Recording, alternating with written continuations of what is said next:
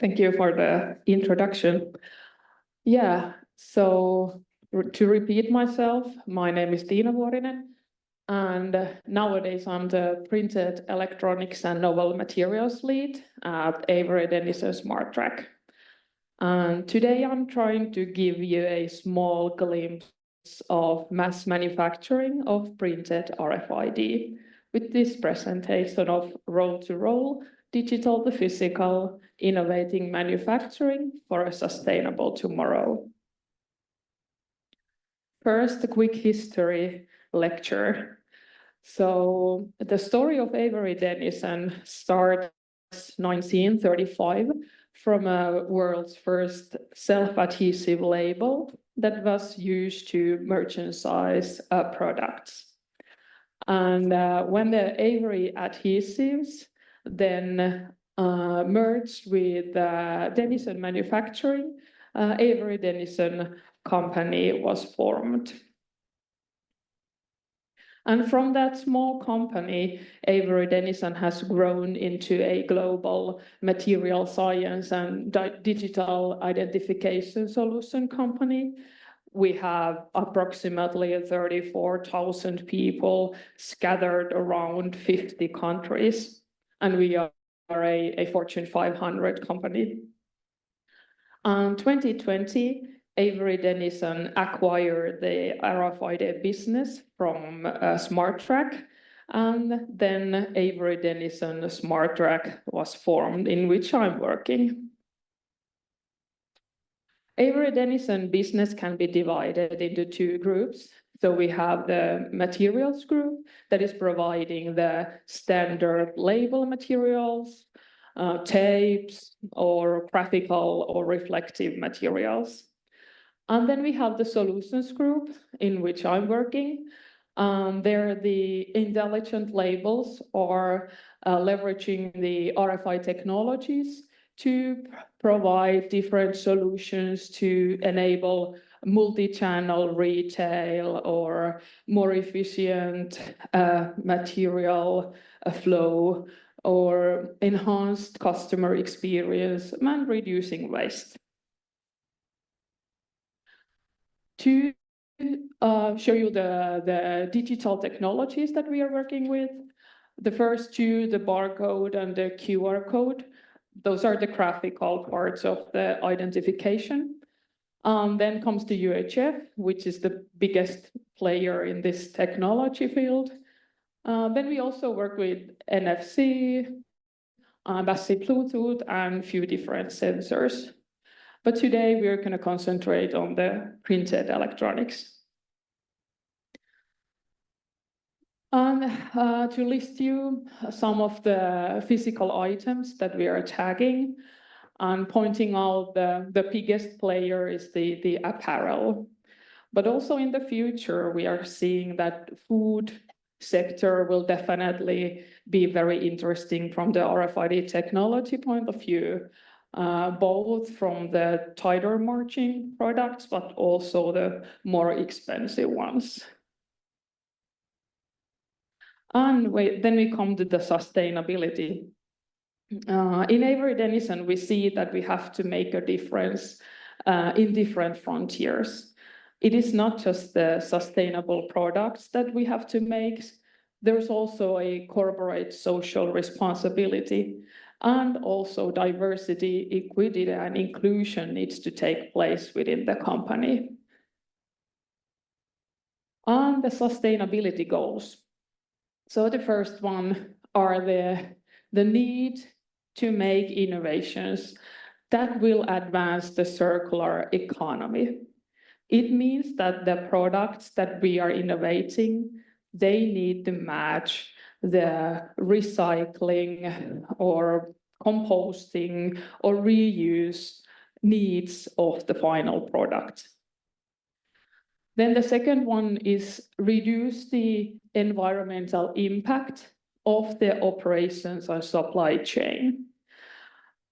This includes the good material or sustainable material resourcing, reducing the waste that will end up in landfills, or decreasing the water consumption at the plants. And finally, the positive social impact. So we are trying to solve global problems, and no one will be able to solve them by themselves. So we see that the best solutions are coming from mix of ideas and perspective and different backgrounds. Then the printed electronics part. So we definitely see that there can be a huge benefit in the manufacturing of RFID, what printed electronics can bring. And when I'm talking about printed technologies, I'm referring now to the rotary screen printing. And when we talk about sustainable products, we of course need to consider the product manufacturing already from sourcing the materials all the way up to the disposing of the product.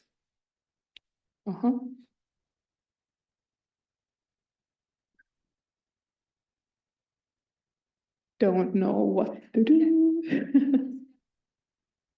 I don't know what happened.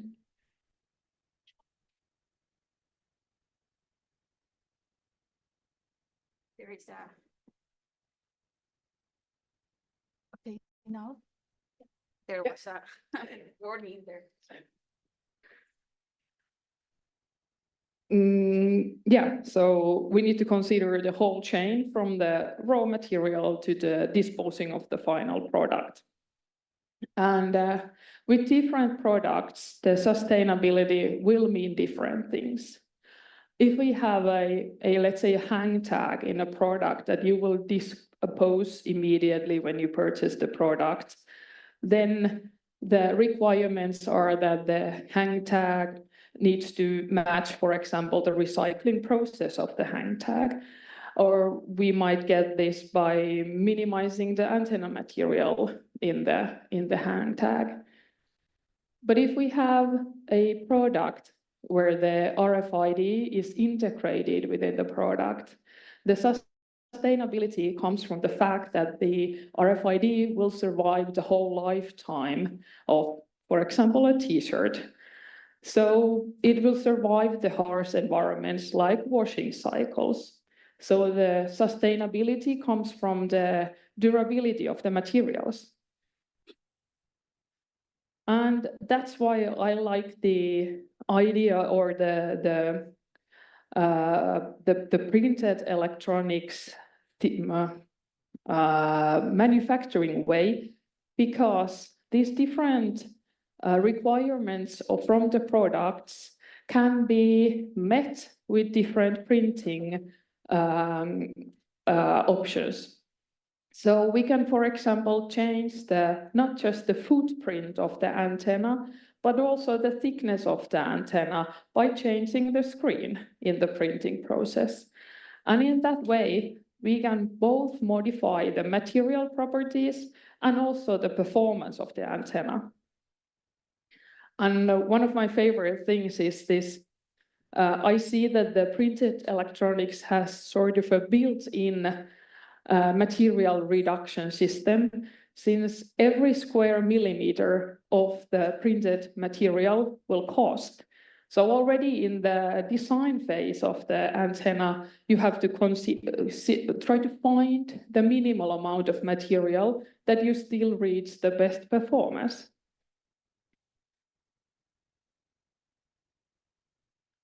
And the actual product. So we've been trialing, or successfully trialing, a roll-to-roll production of printed copper antenna on paper. And why paper? Well, that's probably the obvious one. So there is a need for plastic-free RFID. And then the copper part.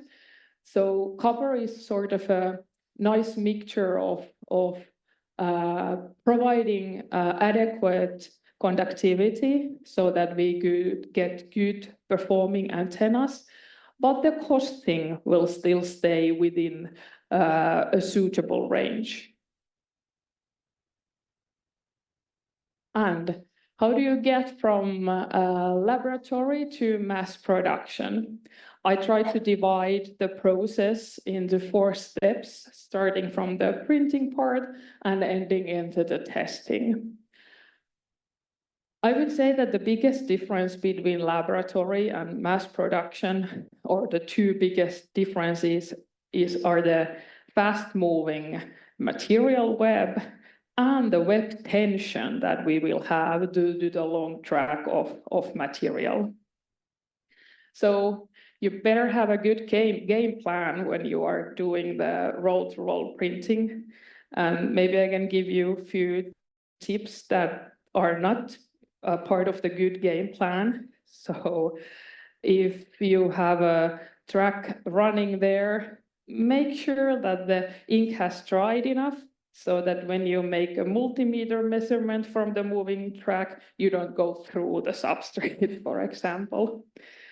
Or if you mark something along the web, don't use tape that will melt in the next phase of the process so that you lose all your markings. But maybe then we go to the more serious parameters. So the ink compatibility with the high-speed printing. So the ink needs to withstand the more harsh forces that the high-speed rotary printing is applying to the ink. So for example, the internal structure of the ink can't break so that the material components will filter away from each other. Then we have a stable printing. This mainly comes to the screen open time.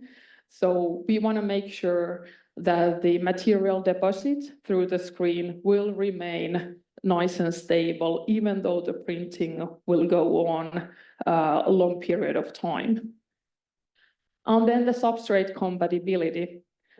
In a high-speed printing, and of course, the so-called panelization, so how many print patterns we have there on the screen, we are introducing a lot of ink material on the substrate. So the mechanical properties of the substrate need to withstand the fact that there will be maybe solvents sinking in the substrate, and we have the substrate tension at the same time, so that we don't get wrinkles, or in a worst case, the substrate will break. Then we come to post-processing. So something needs to be done to the ink, at least to be dried to make it functional. So the post-processing modifications needs to be done. So most likely the parameters that are given for the ink match with the laboratory scale. But when you have a high running web, you need to make modifications to for example, to the drying parameters. And again, we come to the substrate handling. So if you have a wide web of material running, you want to make sure that the web is running nice and smoothly, so that, for example, the heating part will happen evenly along the web. And in our case, the next step is to make the antennas functional, so attaching the RFID ICs. So the print pattern and plus the substrate need to be well compatible with the conductive adhesive dispensing. We have to have nice wetting and a good adhesion between the materials. Next, we will place the IC, and again, the ink and the substrate will go through local stress, so that we will have a compressed, if the ACB is something that requires heat and pressure to activate it, we will have a local stress points along the web where we are attaching the ICs. So both the ink substrate combination and the whole web needs to survive this type of a process. And then flexibility of the web. Usually the production line machines, they have a lot of curves and bendings. So the whole structure from the IC to the substrate needs to withstand a lot of bending. And there also might be other materials added. So sometimes the label needs face material, sometimes there's adhesives underneath it so that the tag can be finally attached to a final product. And the last part is the testing. So of course, in addition to a functionality of the antenna, we have to make sure that it survives the lifetime that we are promising for the product. So temperature, humidity, temperature, cycling, and bending are the most common tests that the structures need to withstand. Then, as a conclusion, I would like to say that we have been successfully showing that the roll-to-roll manufacturing of printed copper antennas is a beneficial way to make these type of RFID structures. And to make this happen, you just have to navigate through the parameter changes that are needed to come from the lab to the mass production. So thank you for listening.